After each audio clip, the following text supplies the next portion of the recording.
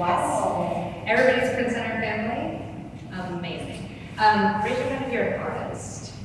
Raise your hand if you're a curator. You can raise your hand multiple times. Be flexible. Raise your hand if you're a printmaker.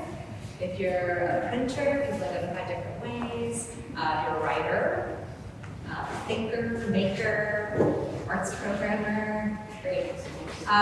So I'm excited to have a full room of people who know Print Center. That means I can keep my spiel a little bit shorter than usual. Print Center is a nonprofit here on 24th Street. We focus on printmaking, as you know. We do free public programming, free exhibitions that tries to think about print in kind of expanded and interdisciplinary, historical, social, artistic context. If you haven't seen this show already, Reprint, this is the last day. So please make sure that you take a look around before you leave tonight. The show is full of like a lot of little moments that were more like close looking. So, and then the show is kind of based on this idea of how artists look at and interpret and use and work from source material, a variety of different source materials. And so spend some time with that. The show is 5 contemporary artists, and then they're paired with the source material that they're working with and thinking about. This is our last public program for the season. My colleague Alex is going to be moderating this talk with Dana Robinson and Glendalys Medina. And Alex will tell you a little bit more about our framework. But these are 2 artists who are not in our show. The idea here being to bring more artists into this conversation and think about these ideas of appropriation or borrowing and what the kind of radical potential is for that. So I am going to hand it over to Alex and Dana and Glendalys. Without further ado, please join me in welcoming them.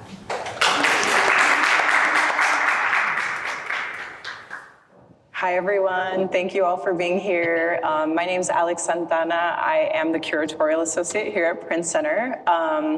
I'd like to express my heartfelt gratitude to Jen Bradovich for trusting me and inviting me to formulate this talk. I'd like to thank Alexa Gross, who has enthusiastically taken on all the communications and social media and promotion for this event.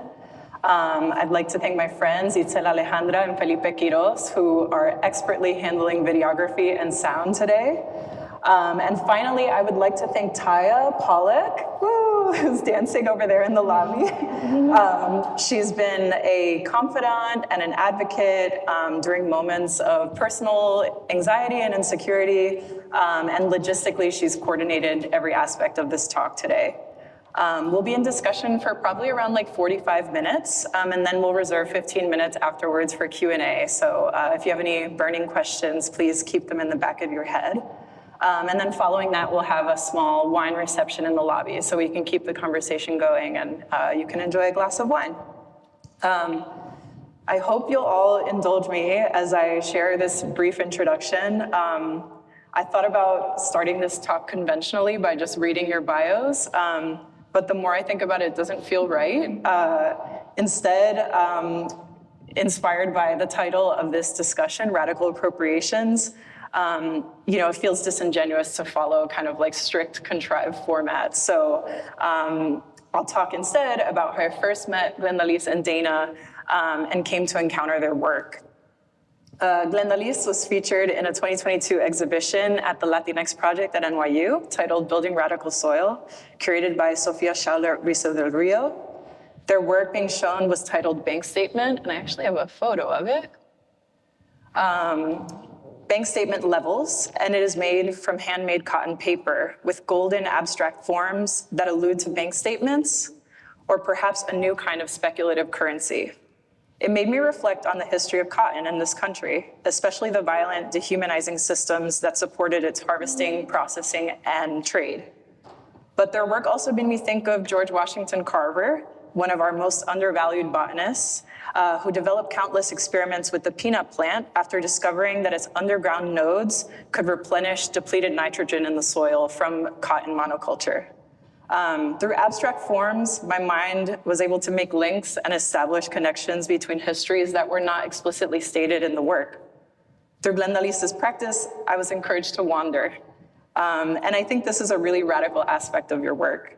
Since then, I've remained a steadfast fan, and I've had the privilege of seeing their work in other exhibitions while also engaging in conversations with them about future projects and collaborations. When I first met Dana, I had already been following her work and trajectory for a minute.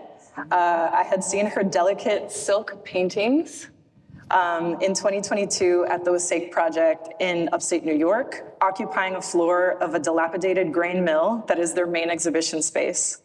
I was struck by the blurred faces of her portraits and how the sheer luminosity of the hung textiles seemed to whisper secrets about those people, but perhaps also about that space itself.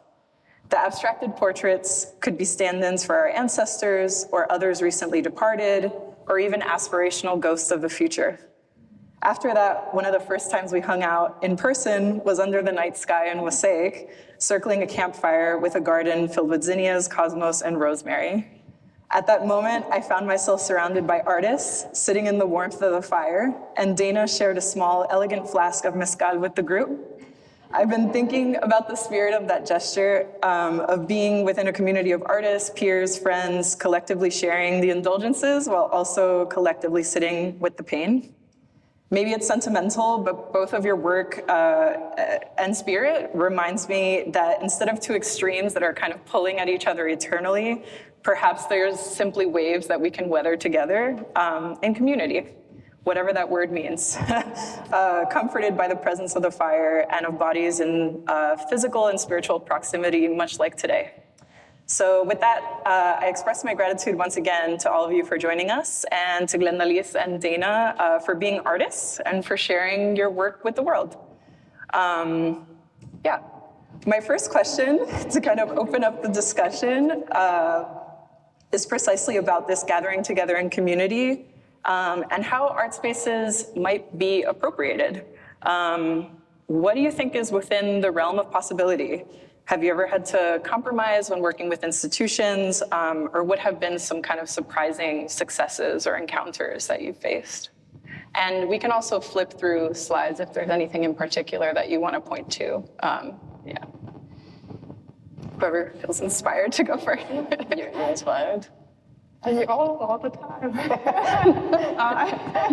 Well, I guess I could talk about a project that I just did at the Wasake Project this year for their winter show, where I made this tent from just found fabric from my neighborhood in Crown Heights, from my mom, from my sister, old clothing, and also like reprinted fabrics that I've just been collecting over like the past decade. And I made this tent space inside of the Wasake Project on the ground floor, and kind of made a sitting area inside. And most of the building is not heated, and it's not super accessible because of just like what it is. It's like not very stable. So as far as like making like improvements, it's like very difficult for them. And I really wanted to make a space for people to be able to sit down and reflect, and then also just have conversations. It was very much like a childlike sort of like blanket for sort of like space. Mm. And so when people got in there, it already felt like very familiar to them and playful, and it kind of gave them like, I guess like the space to kind of like dream in a way. And like, that's kind of like what happened. And there was like a moment in that whole creation of that project where there was talk about putting benches inside. Mm. And I was like, okay, maybe this will work. But after installing the show and putting the benches in, like basically it's like the next day I was like falling asleep, and then all of a sudden woke up and was like, wait, benches don't have back support, and old people, like, or even people like me, like if there's no place to sit down that's comfortable, I'm gonna leave. So I had them like replace everything with just like weird chairs. And it just worked. But there was like a little bit of back and forth because benches are very much like a more formal art space sort of like thing. And they kind of like, I don't know. I mean, there was a little bit of a fight, but like it ended up working out, and like I got the chairs in there. But that's like a moment where there was like almost like compromise, but I was like, no, we need back support here. We're getting older. So I don't know. Accessibility. Exactly, exactly. Yeah, it's necessary. I mean, I found your question quite hard to answer. I was looking over when I was coming from uptown, and I thought to myself, I've had a success that I didn't think was going to be a success. When El Museo asked me to do a commission in reflection, I don't think I have that image. No, I took it out. Okay. When El Museo asked me to do a commission as a call and response to their Taíno collection, I thought they weren't going to let me take the handles out. From the doors. From the doors, yeah. I replicated an antiquity as handles, what are called vomiting sticks or purging sticks. And, I thought they were just going to let me do like a motif, a sticker, a vinyl. And when they let me take the handles out, I was like so overwhelmed by like now. I'm so surprised that they said yes. I don't know if you can still hear me anymore. Oh, is the camera?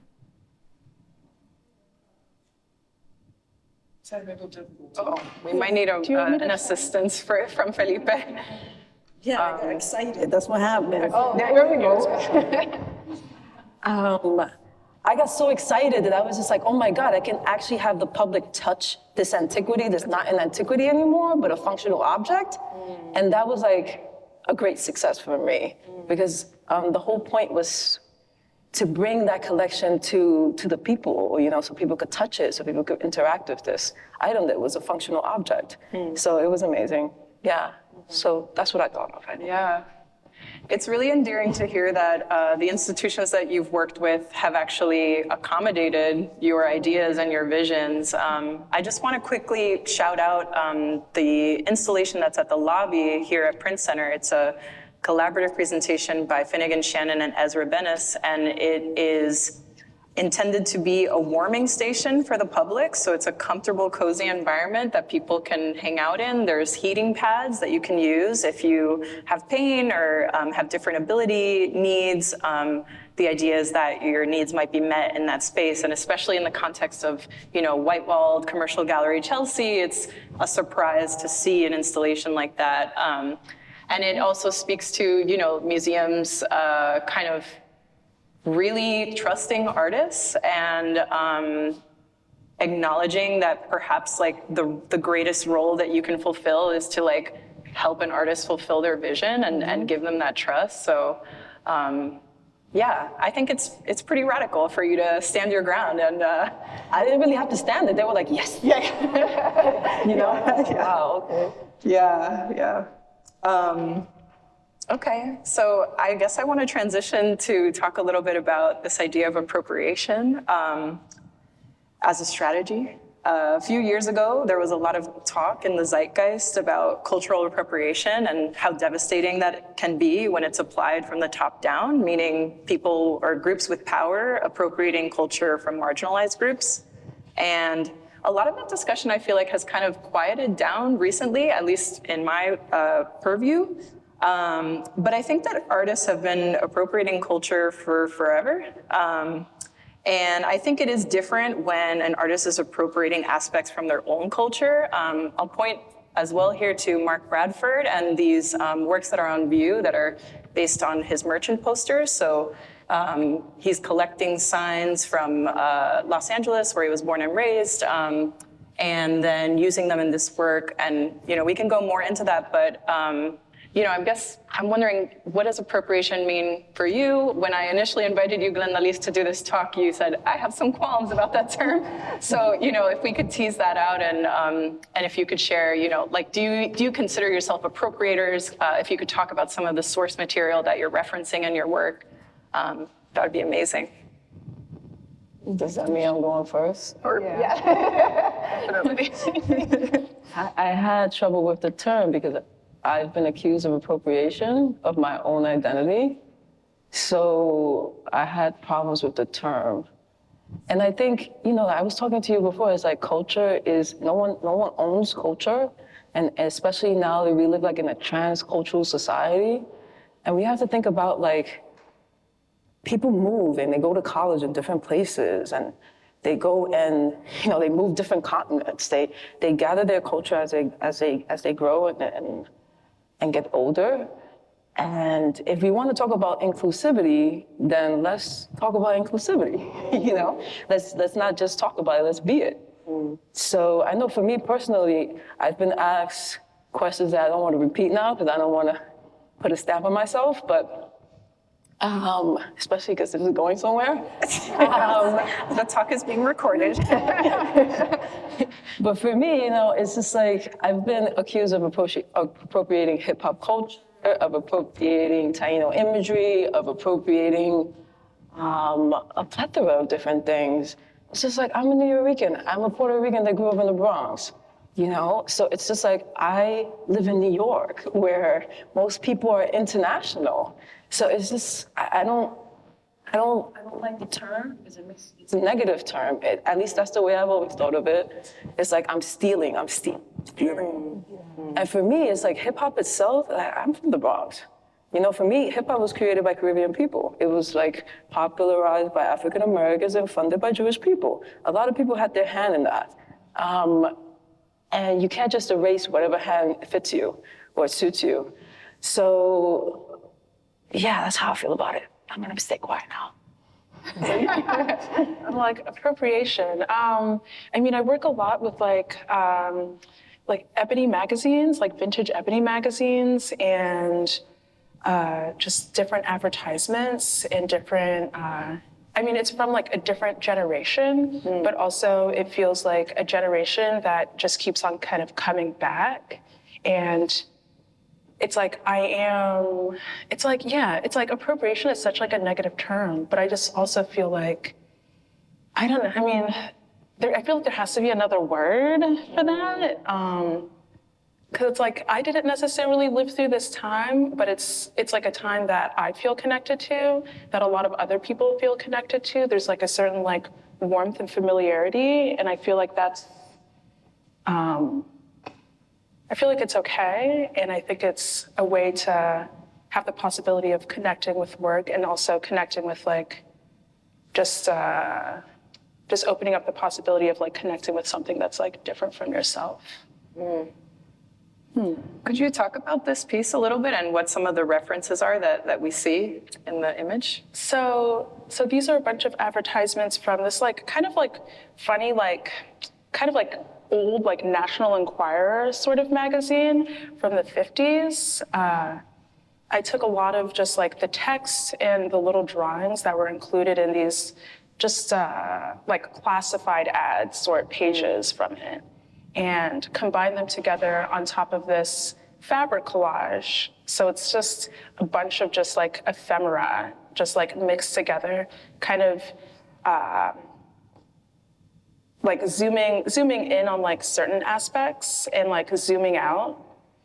So. And it's screen printed. Yeah. It's screen printed. Oh, this was a really fun one. I love hot dogs, so. Oh, that thing's just going. Yeah. Oh yeah, that's like another thing. This is a screen printed project that I was working on, where I'm combining old family photos, but then also images from like free online like illustration archives, and also advertisements from ebony magazines. And it's like, I think appropriation is important because it's like, you don't necessarily want to put all of your own personal business like out into like, you know, into like the ether or whatever, like into the world. So I feel like it's a really good way of being able to have like a stand-in. Like, I think about it as like playing paper dolls. Yeah.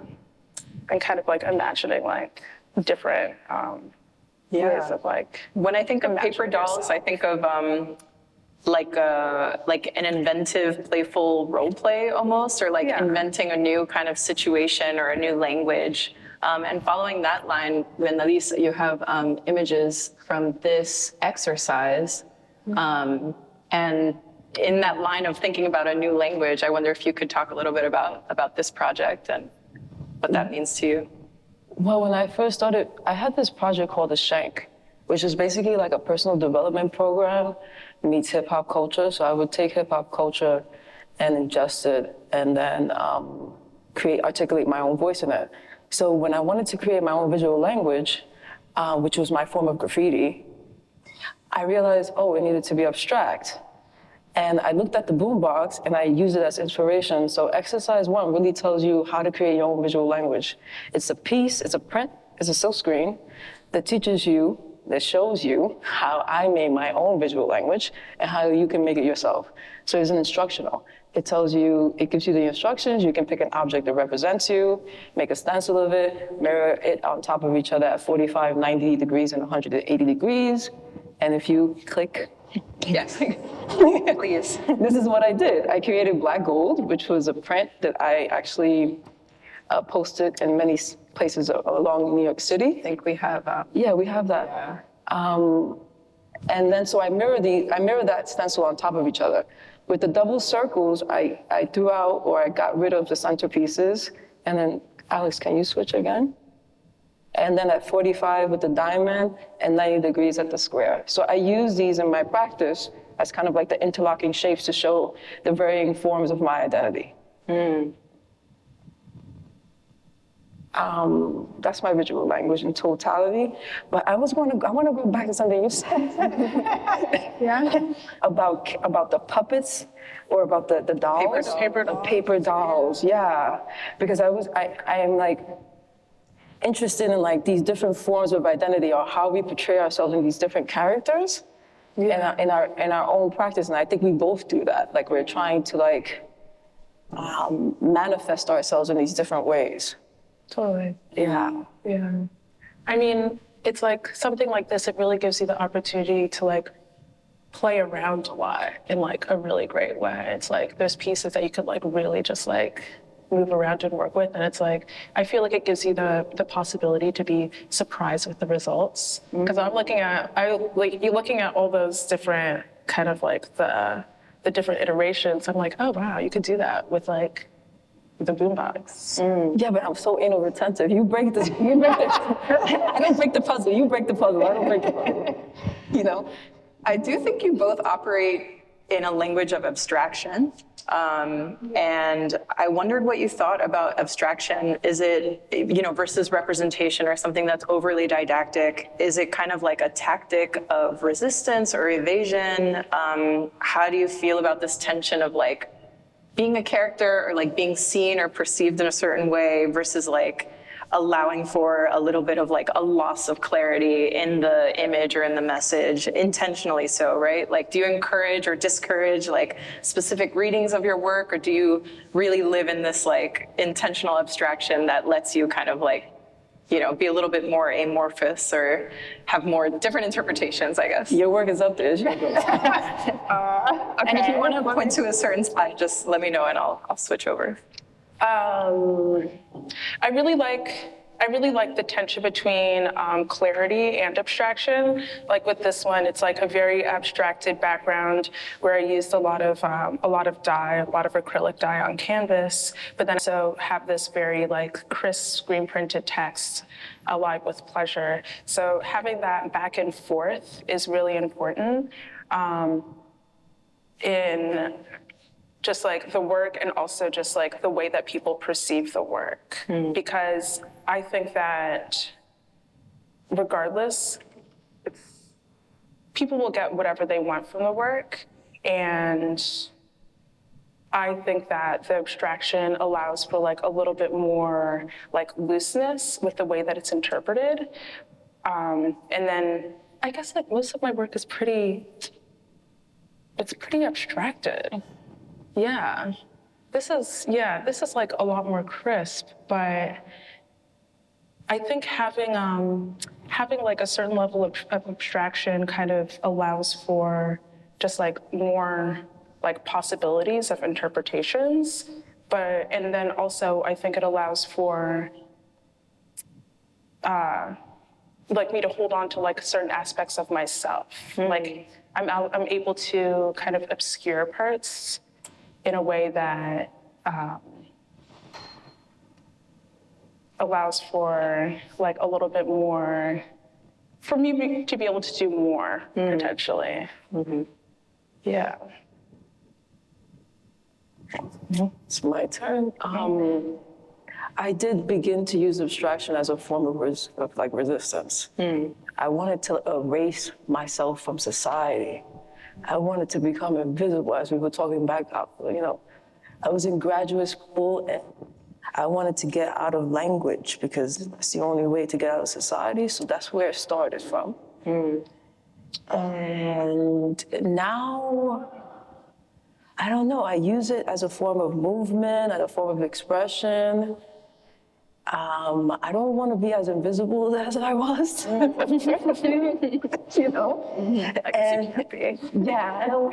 I'm done being invisible. And I think that's why I started putting Taíno symbols on it. I moved to East Harlem. I started going to the Center of Puerto Rican Studies. I started to re-identify as Puerto Rican. Just because it could be a little hard for New Yorkers. It was hard for me, at least. I'm not going to tell you my personal story, but what was the question? You kind of answered it about abstraction as a method or a strategy, and if you use it and how you think about it. Yeah, I think of it as a way of freeing myself. Yeah, freeing myself. That's how I feel when I'm using it. Yeah. Maybe this is a perfect transition to the term self-actualization. We had a Zoom chat a few months ago that Taya very graciously organized, and I mentioned this term decolonize, and there was a bit of resistance, or maybe thinking that maybe decolonize is not like the most productive term for operating in the world. And Glendalys, instead, you offered the term self-actualization. And I wonder what that means for you, and then Dana as well, like how you feel about these terms and where you stand. I prefer self-actualization because then it's not referencing something else outside of myself. It's not seeking validation from it. It's not even in conversation with it. It's like, why would I be in conversation with this? You mean with colonization? Or even decolonizing itself. It's like, even that is in conversation with it, isn't it? And so for me, it's just like, I just want to identify how I want to identify and self-actualize in this world. And in order to do that, I have to not constantly compare myself to someone else. Just like, I don't know, for my work, it's very spiritual to me, so I'm trying to get into my spirit as much as possible and try not to live in the world so much in this body, but I'm very aware that my body exists and what it does. I am very aware, I'm aware every single day, and I use abstraction to escape a little bit. Did I answer the question? Yeah, okay. I feel like, so during our talk, I feel like I was talking about how decolonization, it's like, how are we supposed to really get away from decolonization when we're able to communicate with each other using the language of the colonizer? It's like, that is the way that we have been brought into the world, and the way that we kind of interact with the world. And so I feel like it's very aspirational to kind of think of ourselves outside of that context. And I think it's really important to do that.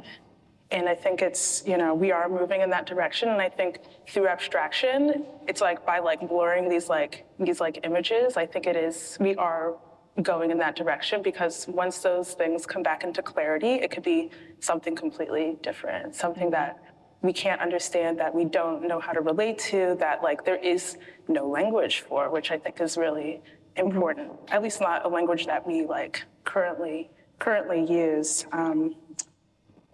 But I don't know.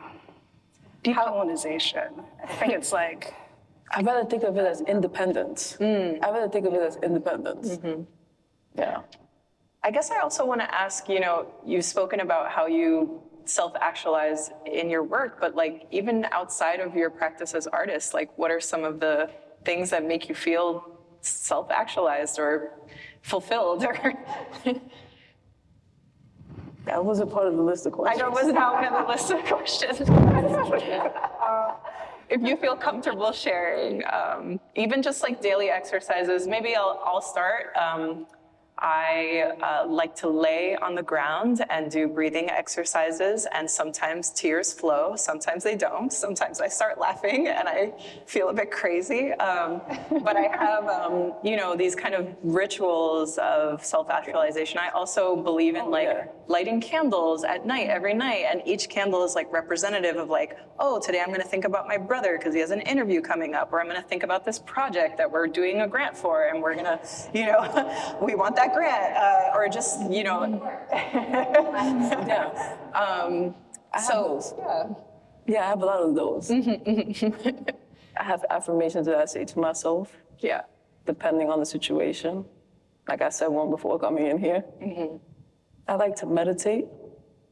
I was just saying I have a crying ritual. I pray. I have a great relationship with God, or at least I think so. You know, I'm a sinner like everyone else. Yeah, the affirmations really help. And so does the meditation, everything helps. And sometimes I talk to myself, I record myself, I record myself, I journal, but it's not written. I mean, I do exercise a little bit, and I feel like that's kind of like a space where I'm doing this very specific thing for myself, and I'm taking time out to like take care of myself, and that feels very like self-actualization. Like it feels like I'm doing the thing. I'm interacting with my body in a very like intentional way, and that feels really great. Going on walks, cooking, just like a lot of just very intentional, just like things that I'm doing for myself to like make myself just like feel good. I was also like thinking about this time when I really love laying in the sun. Same. That's like a really big thing. I love the sun. I'm from Florida. I grew up in Florida. And I was thinking about this time when I was little where I would like lie on the ground in like my living room, in the rays of these Venetian blinds, and I would spend time trying to get a tan so I could look like a zebra. And I just like thinking, and just like thinking about things like that where I'm trying to like, I don't know, transform in some way, or just like have this like sense of play. Yeah, I think those are like the instances. Yeah. Or singing along to a song. I was spending time with friends. Yeah. Reading to my friends. It sounds a lot like joy. Yeah, definitely. And I think joy is really important. I think it's underrated. I think people kind of think of it as something trivial compared to like the more serious aspects of life. But, you know, one of the feedback that we got from this talk today is that the subject matters that we were going to be talking about were really heavy. And I thought about that, and it's, you know, how, I mean, everyday life is so heavy. You know, we live in a society that has like a fascist rising to power, and that seeps into other aspects of everyday life and culture. So I think joy is a truly powerful form of resistance and self-actualization. Yeah, totally. I've been seeing a lot of movies lately. I went to this like experimental film, like queer film festival called like Mix Fest. It just started up again. And like, I just had a really, like between screenings, like I had such a good time just like eating popcorn and like drinking a soda in the lobby. I was like, I just don't remember being happier than that. I don't know. It's just simple things, you know? Yeah. Being able to like take time to like enjoy existing in the world, and also like understanding that it's hard to take the time to like understand that we've done a lot. We like have done a lot to get to where we are, and we like deserve to be kind to ourselves. Spa day. Spa day. Yeah. Dana, just pointing back to kind of doing a little transition, but pointing back to some of the source material that you reference, a lot of media from the 50s and 60s of Black middle class and upper class aspirational life. and the beauty products that are associated with that, the alcohol and cigarettes, you use Alive with Pleasure, which is Newport Cigarettes' famous slogan, catchphrase.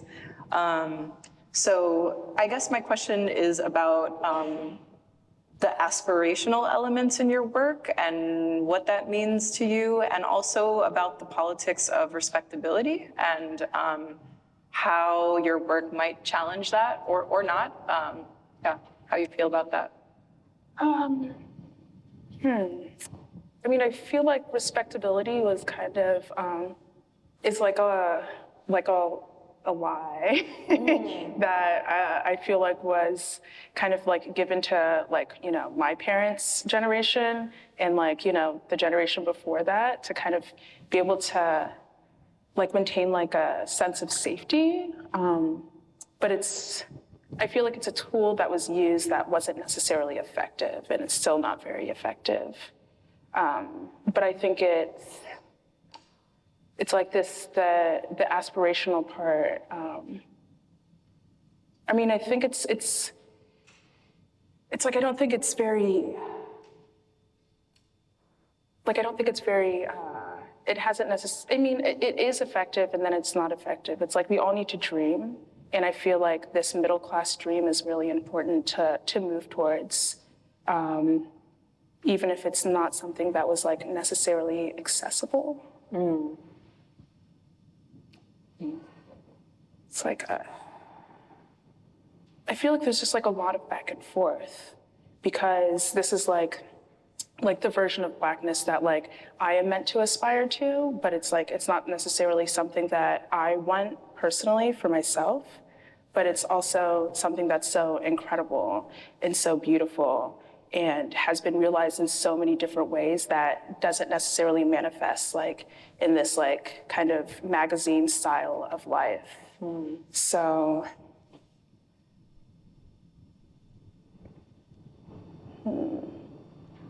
How do you feel about respectability, Glendalys? Do you ever think about that in your encounters with people out in the world, or as you engage with other artists or institutions, or is that something that you ever think about? No. Okay.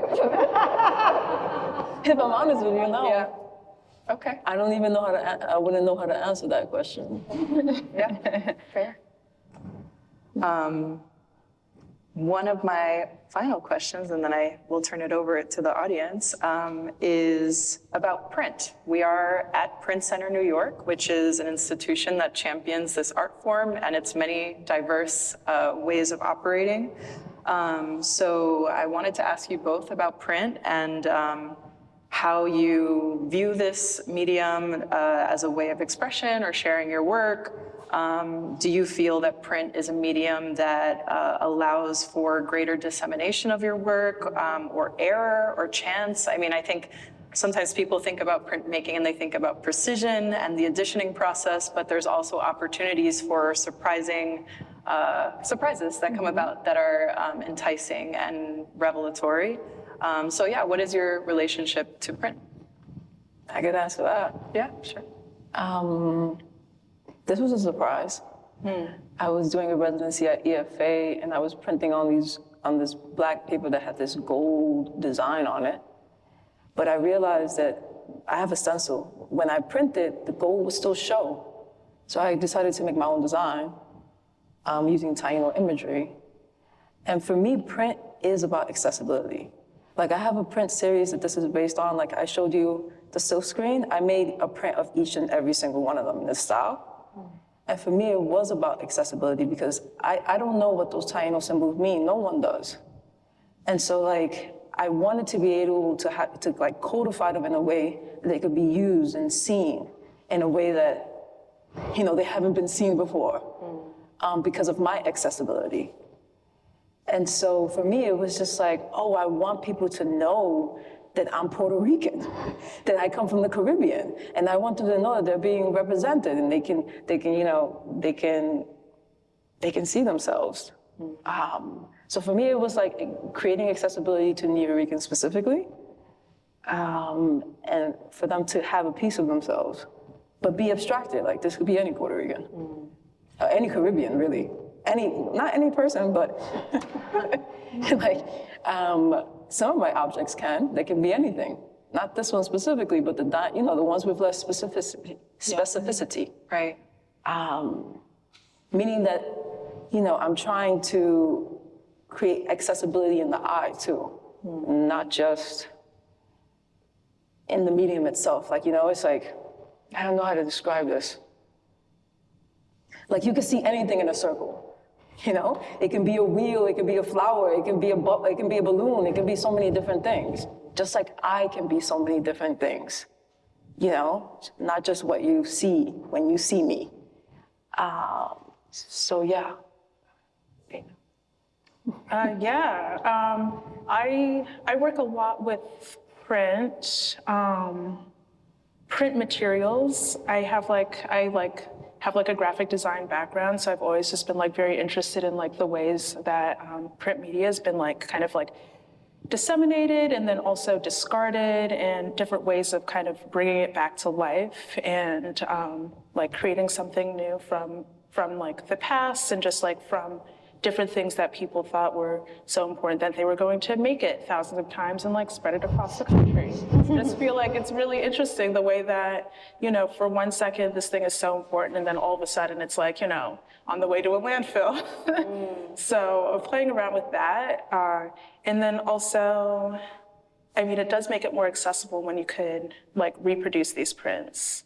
But also, I'm not a great printmaker, and I think that's a very interesting thing, because printmaking is such an exact kind of medium to work with. People are so very and it's you're a good printmaker. No, I'm not. I'm not anal at all.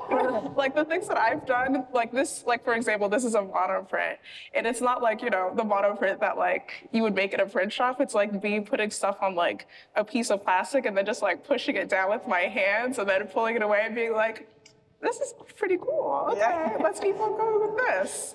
And I think that's just a really fun aspect about it, where I think it makes it more approachable when it's something you could do at home. You could do this yourself. You could get a magazine that's been printed and kind of make whatever you want with it. And I think that's the way that I kind of interact with printing, and just that process of multiples in a way. Yeah. It's funny, I always thought of printmaking as exact like you say, but I just always see little mistakes.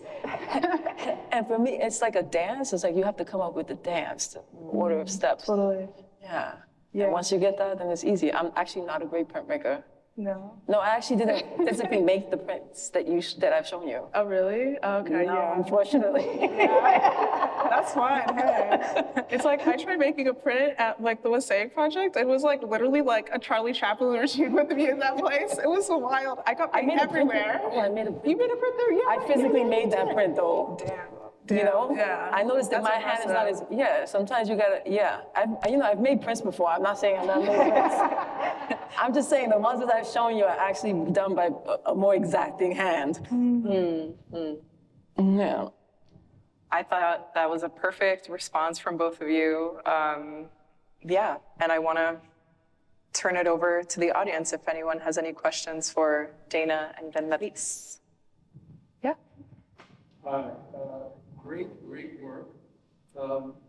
First of all, very, very difficult. Honest, not going to represent. It's like asking a cloud how to move forward. And also, I have something to say about appropriation.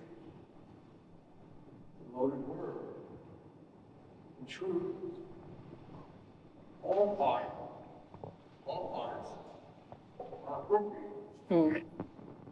In literature, for instance, there are 7 basic plots, 57 subplots. Everything from Man on the Launch to the latest book. It's all appropriation. Everything came before. I don't know who came up with the idea that appropriations is the difference between copying and appropriating. You appropriate from your life experience.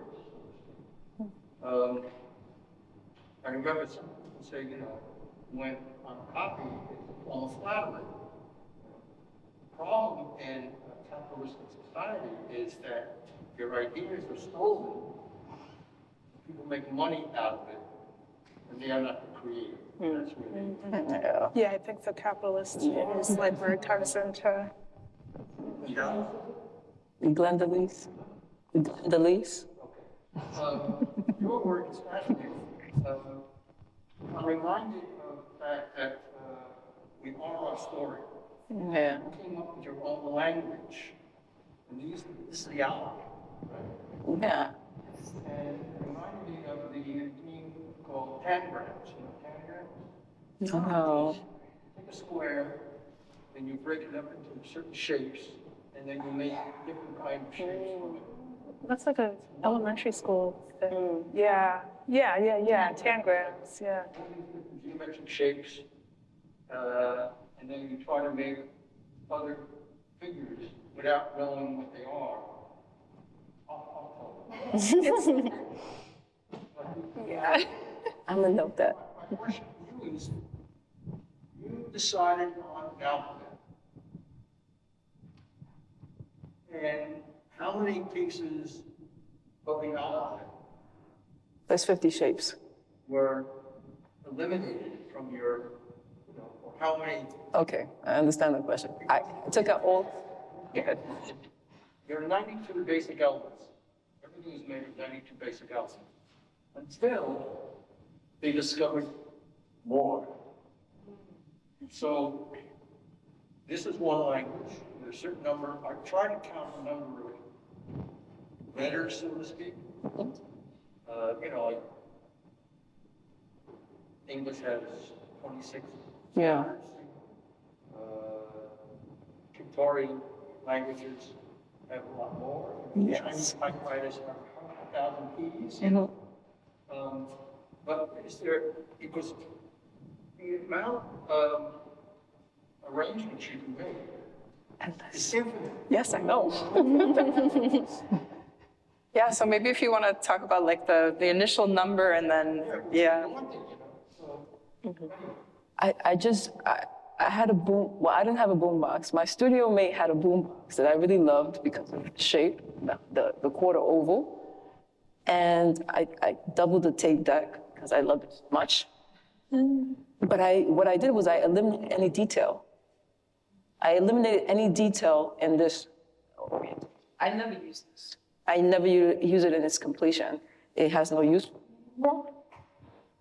But I did create 50 shapes. So this is a 50 shape, a formal alphabet, shape alphabet. And I'm not sure how many shapes are in there, and I'm not sure how many shapes are in there or the other one. But you're right, I can make an endless amount there's an endless amount of possibilities. And that was the reason for my work. My work was always supposed to be meant given. Like, I'm literally telling you how to do it yourself. And that's what the Shank was all about. It was about me and giving it away so that other people can self-actualize. In the past, now, in other words. Just to give you an understanding of where the language comes from. Yeah. Any other questions? Yeah. Thank you for your facilitation. Moderating? Oh, thank you. Yeah. Yes. Thank you for sharing about your work. My understanding of appropriation is it has a negative connotation because it's not attributing. So my question to you both is, do you attribute the source of your appropriation, or however you want to call it, so it does continue to have a negative connotation?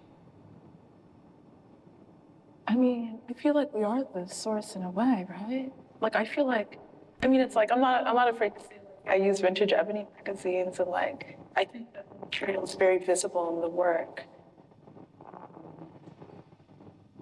I usually cite my source. I usually cite the source. I mean, not every piece, but for me it's a little difficult because it's like the source is the island itself. So it's kind of like, I don't cite when I use Taíno image. Let's say I read an article. I usually cite that article that informed whatever. I did have text. I did have text there that cited the source. So yeah, I usually cite the source somewhere if I know the source. If I don't know the source, I can't cite it. Yeah. But I also agree with you. I am the source. Yeah. It's like I'm the source, my family's the source. It's like I'm appropriating like my parents. Like it's like I am the product of them. Like I don't know. Yeah. I think it's Yeah, because for the boombox piece, those are my sneakers. yeah. Yeah. Exactly. What do you want? Yeah. I guess as far as like appropriating, I mean, I feel like I have very mixed feelings about using like images of my family. But it's like I also like think it's important to like honor them like directly in some way in my work. I don't know. Sometimes. Yeah, sometimes. Sometimes. I don't know. So. Do we have time? Yeah, for one more Yeah. question.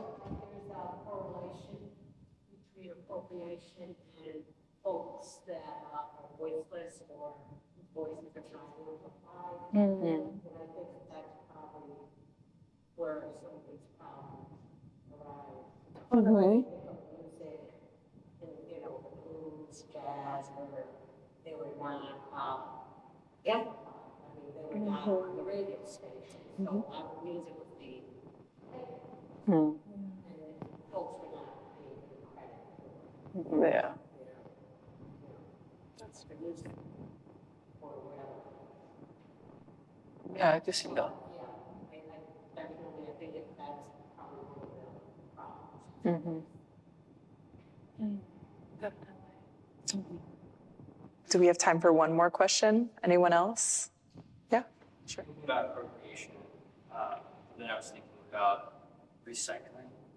Yeah. Another term to bring to this, like a little bit is possible, this game by utilizing these things, and as sort of an extension of both your studio practices. You know, you're talking about looking for fabric, collecting fabric. You're talking about finding symbols. Like, I'm wondering if you're like looking for the May 1972 article, as an extension of like, you know, practice, maybe outside the studio as well, like what that process of searching and collating and gathering things for reuse. I mean, it feels like I'm constantly mining for things just like in general. I just love like going through other people's things in general. I'm kind of like obsessed. Like I love vintage clothes. Like I love like thrift shops. Like back in Tallahassee, there was this place, Good Sense, where we would just like crawl through these like big bins of things. And I think it's just really, it feels really good to kind of work with material that has a history and a life to it. And it feels like a way of like honoring the past and like honoring these people that like were forgotten in some way. Also, the fact that they could have thrown these things out, but instead they end up in spaces where they do have the opportunity to have another life, I think is really incredible. I feel like Ezekwe Muhammad, like definitely, you know, kind of like works with this kind of like theme in his work. And I feel like, you know, like it's just an incredible process to be able to like bring these things back to life in like any way. And recycling is like a huge part of it. Yeah. Yeah, I definitely look for specific things. Like I've been looking for an image from a god, and I went to I went to Puerto Rico recently, and I talked to like a bunch of archaeologists to make sure there is no image, so that I can do whatever image I like to represent this person. So I try to make contacts with people who are PhD students in my specific interest, so that I don't have to do the research myself. They already did it, and ask them questions. Yeah, and ask them questions about, do you know what reference this comes from? Do you know if this has a reference at all? So yeah, sometimes I dig. you know? And if sometimes, like, I realize I should have digged a little bit more because I'm not misusing it, I just thought something was something else. So it's kind of like, oh, okay, so I have to be careful, you know? Yeah, so yes, I do look for specific things. Yeah, I guess I don't look for specific things. I guess I'm just kind of like, oh, wow. I think that I used to not, but now I'm working on like narrative. Yeah, And I have to look for specific characters. I see. Yeah. I mean, ordinarily, no, but I still, you know, I just like, I'll go with whatever my eye is drawn to, but now I'm going to the subject matter. My eyes changing a little bit. Way more intentional, like. Yeah, flexible. Flexible but intentional. No, because I'm working with material that no one actually knows what happened. So I have a lot of flexibility, but there's still certain things that people know that I need to know. I want to tell the story. Right. Yeah. Or try to. Or tell my version of it. Exactly. Yeah, I'm trying to back up as much as possible.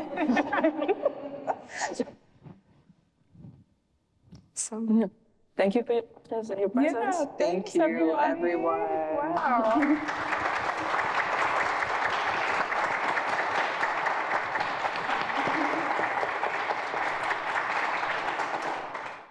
Thank you so much.